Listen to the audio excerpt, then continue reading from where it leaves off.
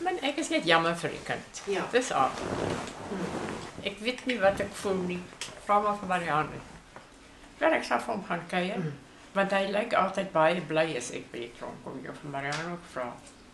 Sy, jy weet, jy kan die blydskap op sy gesig sien as ek daar kom.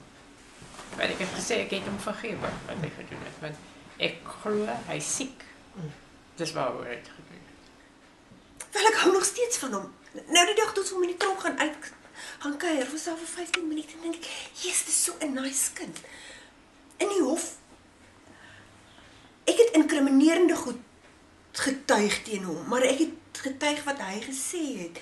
En tog is hy so nice met my. Tannie, hoe gaan dit met Tannie se knieë? Tannie, ek sou nie, of ek nie verstaan nie waaroor dit gaan nie. Dis net nie logies nie. Ek het gesien hoe daai mense gelewe het.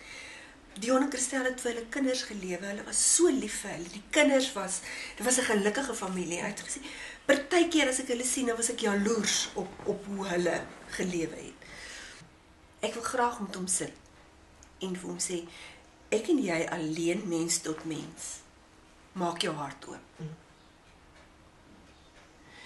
En dink jy sal dit doen? Of moet hy eers deur 'n proses gaan?